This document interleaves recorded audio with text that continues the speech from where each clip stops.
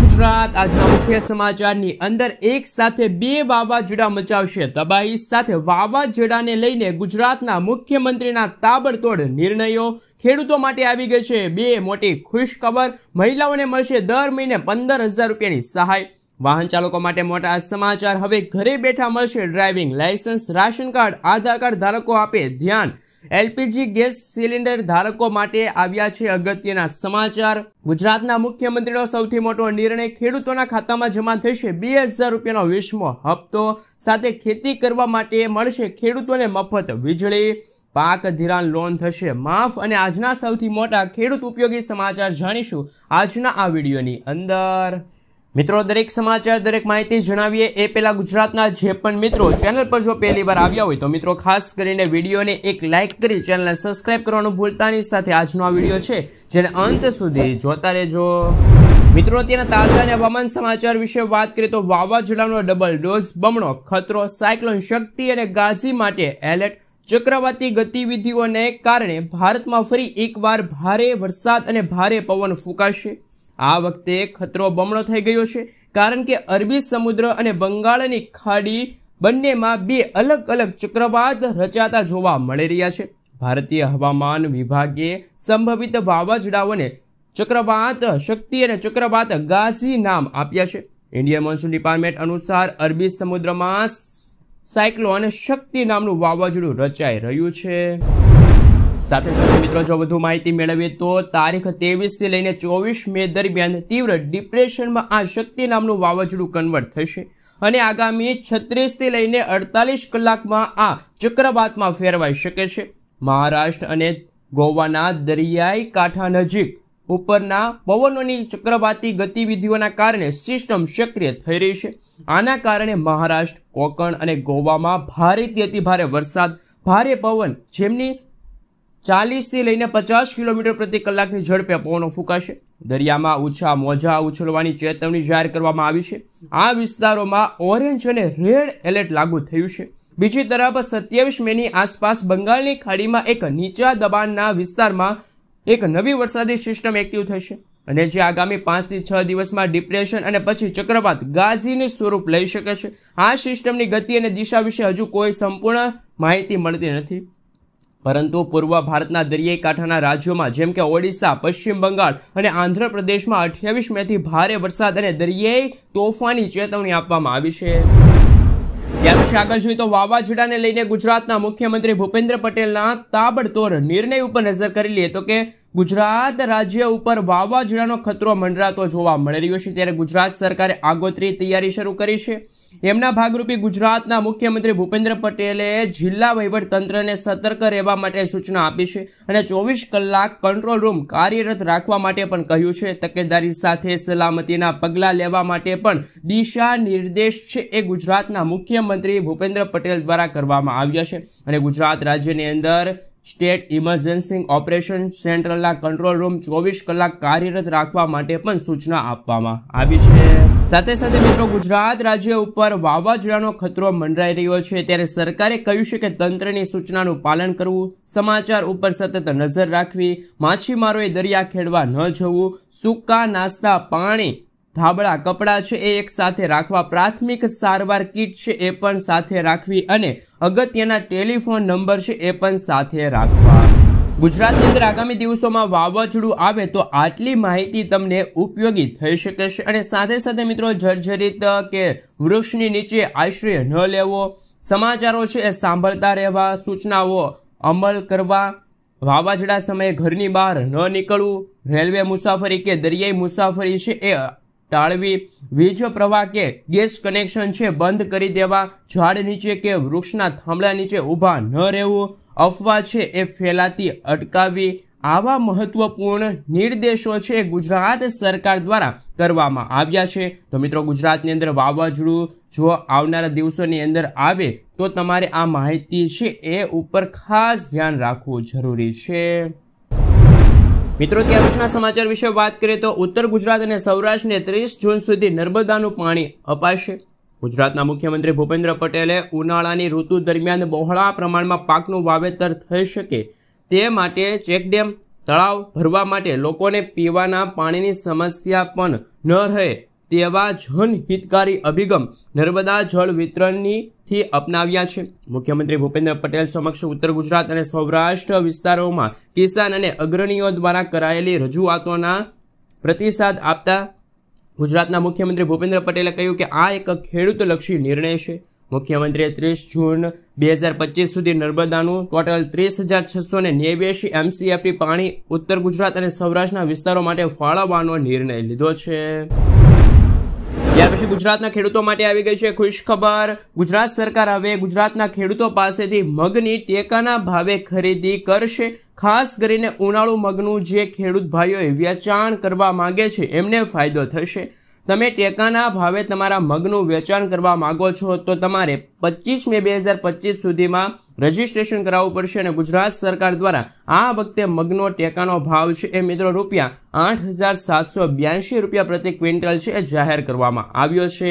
હાલમાં મિત્રો માર્કેટ યાર્ડની અંદર પ્રતિ ક્વિન્ટલનો ભાવ છે એ ₹6,772 આજુબાજુ મળી રહ્યો છે। ત્યારે ગુજરાત સરકારે મોટી જાહેરાત કરી છે। એમણે કહ્યું છે કે મગના ઓછા ભાવથી રાજ્યના કોઈ પણ ખેડૂતને આર્થિક નુકસાન ન થાય એટલા માટે રાજ્ય સરકાર દ્વારા ઉનાળુ મગની ટેકાના ભાવે ખરીદી કરવામાં આવશે। તો એ અંતર્ગત ગુજરાતના ખેડૂતો છે પોતાના મગનું ટેકાના ભાવે વેચાણ છે એ કરી શકે છે। એવી જ રીતે મિત્રો હાલ મહત્વપૂર્ણ સમાચાર પણ સામે આવી રહ્યા છે। ગુજરાત સરકારે સૌથી મોટી જાહેરાત કરી છે।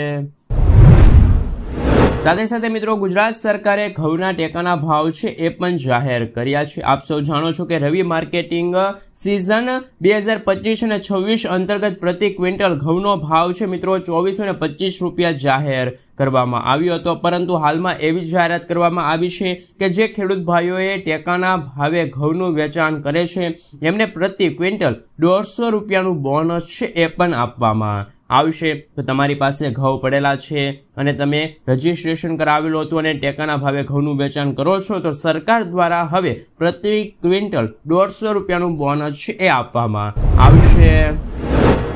મિત્રો ત્યાર પછીના સમાચાર વિશે વાત કરીએ તો ખૂબ જ અગત્યના સમાચાર સામે આવી રહ્યા છે। એમના વિશે મિત્રો વાત કરીએ તો રાશન કાર્ડ ધારકો માટે આવ્યા અગત્યના સમાચાર। વર્ષ 2025માં સસ્તા દરે અનાજ મેળવવા રાશન કાર્ડનું KYC જરૂરી છે। આધાર કાર્ડ અને આધાર કાર્ડમાં રજિસ્ટર મોબાઈલ નંબરથી તમે તમારા રાશન કાર્ડનું KYC વેરિફિકેશન છે કરાવી શકો છો।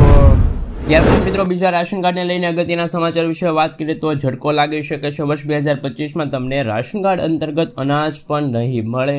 જો તમારી પાસે મિત્રો કાર છે, ટ્રેક્ટર છે અથવા કોઈ પણ પ્રકારનું ફોર વ્હીલ છે તો તમને રાશન કાર્ડમાં તમને લાભ નહીં મળે। તમે રાશન કાર્ડ માટે અયોગ્ય છો। જો તમારી પાસે તમારા ઘરમાં રેફ્રિજરેટર છે, એર કન્ડિશનર છે અથવા તો અન્ય લક્ઝરી વસ્તુઓ છે તો પણ તમે રાશન કાર્ડ માટે પાત્ર નથી।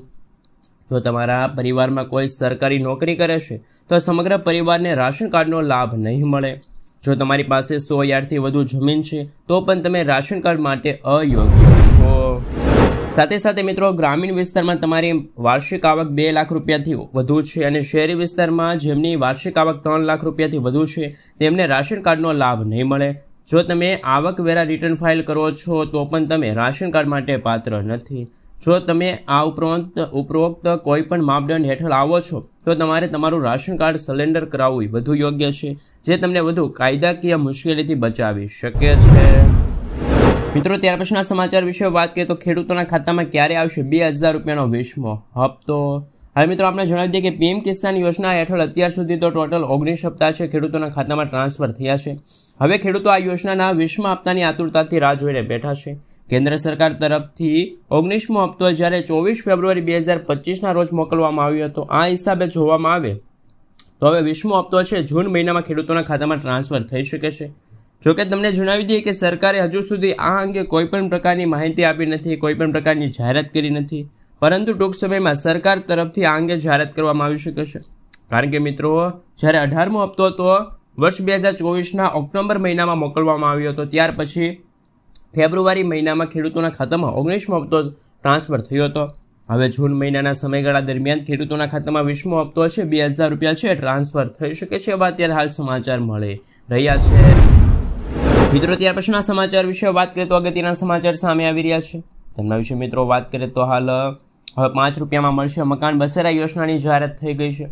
ગુજરાત રાજ્યમાં શ્રમિકોના હિતમાં જ્યારે અમદાવાદ ખાતે એક કાર્યક્રમ હતો ત્યારે ગુજરાતના સીએમ ભૂપેન્દ્ર પટેલે બસેરા શ્રમિક યોજના અંતર્ગત જાહેરાત કરી હતી. આ અંતર્ગત 15,000 શ્રમિકો માટે હંગામી આવાસનું ખાતમુહૂર્ત શરૂ થયું છે. આ યોજના હેઠળ શ્રમિકોને કામકાજના નજીકના સ્થળે આવાસ મળશે. 3 વર્ષમાં 3 લાખ શ્રમિકોને આશ્રય આપવાનો ટાર્ગેટ સરકારનો છે.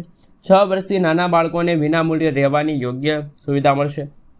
5 રૂપિયાના ટોકન દરે આવાસ અપાશે. આ માટે 1500 કરોડ રૂપિયાની જોગવાઈ છે. અમદાવાદ છે, ગાંધીનગર છે, ખેડા છે, રાજકોટ કુલ 17 સ્થળોએ લગભગ 15,000 શ્રમિકો માટે હંગામી આવાસ બનશે. પ્રતિ વ્યક્તિ પ્રતિદિન 5 રૂપિયામાં ભાડાની સુવિધા છે એ પણ મેળવી શકે છે.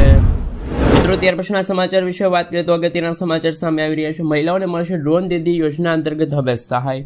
ડ્રોન દીદી યોજના મહિલાઓ માટે આ સૌથી મોટી જાહેરાત છે. ડ્રોન દીદી યોજના હેઠળ સરકારે આગામી કેટલાક વર્ષોમાં 1200 કરોડ રૂપિયા ખર્ચીને 15,000 મહિલાઓ માટે સહસાઈ જૂથોને ડ્રોન આપવાનો નિર્ણય લીધો છે.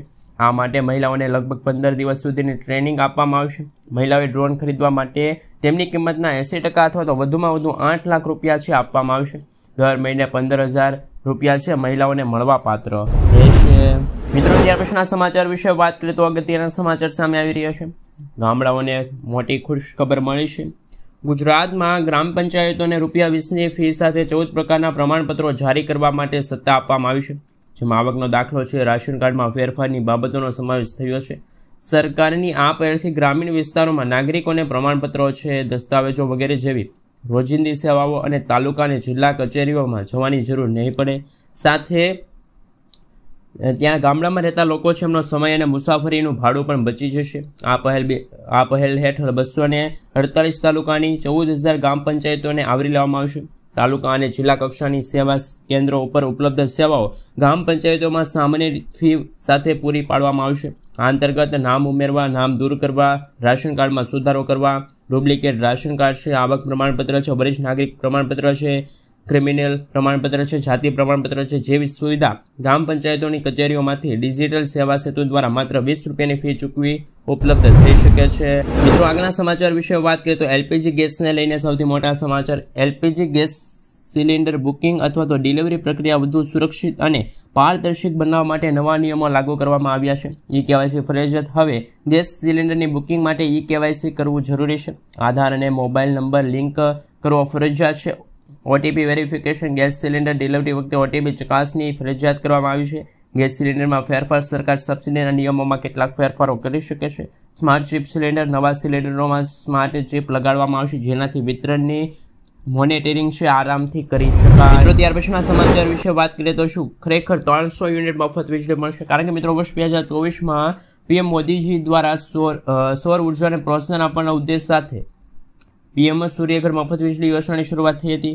સરકારે પીએમ સૂર્યઘર મફત વીજળી યોજના હેઠળ મોડેલ સોલાર વિલેજના અમલીકરણ માટેની કેટલીક માર્ગદર્શિકા જાહેર કરી. નવી અને નવીનીકરણ ઉર્જા મંત્રાલયે એક નિવેદનમાં જણાવ્યું હતું કે યોજના ઘટક તરીકે સમગ્ર ભારત દેશમાં જિલ્લા મોડેલ સોલાર વિલેજ બનાવવા ઉપર ભારત સરકારનો ભાર મૂકવામાં આવ્યો છે. મહત્વનું છે કે ભારત સરકારે આ વર્ષ 2024માં જ્યારે ફેબ્રુઆરીમાં પીએમ સૂર્યઘર ફ્રી વીજળી યોજનાને મંજૂરી આપી હતી અને સરકારનો ઈરાદો છતો પર સોલાર લગાવવાનો છે, પ્લાન્ટની ક્ષમતાની ભાગીદારી વધારવાનો છે, આવાસીય ઘરોને વીજળી ઉત્પાદન કરવાનો છે. આ યોજના હેઠળ પરિવારોને 300 યુનિટ મફત વીજળી આપવામાં આવશે. આ સિવાય યોજનામાં સોલાર સિસ્ટમ પર સરકાર 30થી લઈને 78,000 રૂપિયાની સબસિડી પૂરી પાડે છે. આ યોજના લાભ 1 કરોડ પાત્ર પરિવારોને આપવામાં આવશે. આ યોજનાનો ખર્ચ 75,000 કરોડ રૂપિયા છે જેને વર્ષ 2026 અને 27 સુધી લાગુ થશે. મિત્રો ત્યાર પછીના સમાચાર વિશે વાત કરીએ તો હવે ડ્રાઇવિંગ લાયસન્સ માટેના નવા નિયમો છે લાગુ થઈ ગયા છે. વર્ષ 2025 અંતર્ગત સૌથી મોટા સમાચાર સામે આવી રહ્યા છે. હવે ડ્રાઇવિંગ લાયસન્સ કઢાવવા માટે મિત્રો તમારે આરટીઓ કચેરીએ ધક્કા ખાવા નહીં પડે. મિત્રો આપ સૌ જાણો છો કે ડ્રાઇવિંગ લાયસન્સ કઢાવવા માટે સૌથી પહેલાં તો તમારે લર્નિંગ લાયસન્સ માટે અથવા તો કાચા લાયસન્સ માટે ટેસ્ટ આપવી પડતી હોય છે, ઓનલાઈન એક્ઝામ આપવી પડતી હોય છે. અને આ કાચું લાયસન્સ કઢાવવા માટે આરટીઓ સિસ્ટમના વારંવાર તમારે ધક્કા ખાવા પડતા હોય છે, પરીક્ષા આપવી પડતી હોય છે અને લાંબી લાઈનોમાં ઊભું રહેવું પડતું હોય છે અને જ્યાં ઓલરેડી સોલ્ડ બુક હોય છે, જેના કારણે ગ્રાહકો એટલે કે વ્યક્તિઓ ખૂબ જ મુશ્કેલીમાં મુકાતા હોય છે. જેના કારણે 1 ફેબ્રુઆરી 2025થી જ નવી સિસ્ટમ લાગુ કરવામાં આવી છે. ગુજરાત સરકારે આરટીઓ સિસ્ટમ હેઠળ નવા નિયમો લાગુ કર્યા છે. એ અંતર્ગત હવે તમે ઘરે બેઠા જ ડ્રાઇવિંગ લાયસન્સ માટેની ટેસ્ટ આપી શકો છો, પરીક્ષા આપી શકો છો. ઘર બેઠા તમે કોમ્પ્યુટરમાંથી અથવા તો લેપટોપના વેબ કેમેરા કનેક્ટ કરીને ટેસ્ટ આપી શકો છો. હવે તમારે ટેસ્ટ આપવા માટે આરટીઓ કચેરીના ધક્કા ખાવા નહીં પડે મિત્રો. ત્યાર પછીના મિત્રો સમાચાર વિશે વાત કરીએ તો અગત્યના સમાચાર કે 7.5 હોર્સ પાવર સુધીની મોટર હોય છે એમાં ખેડૂતોને મળશે મફત વીજળી. પેલા શરતો કઈ કઈ છે એમના વિશે વાત કરીએ તો આ મફત વીજળી યોજનાનો લાભ ફક્ત તે જ ખેડૂતો લઈ શકે છે જેમની પાસે 7.5 HP વધુનો પંપ છે. જે ખેડૂતો પાસે 7.5 HP વધુનો પંપ હોય તો તે ખેડૂતો આ યોજના અંતર્ગત વીજળીનું બિલ ભરવું પડશે. ખેડૂતોને વીજળી સંબંધિત સમસ્યાના સામના ન કરવા પડે તે માટે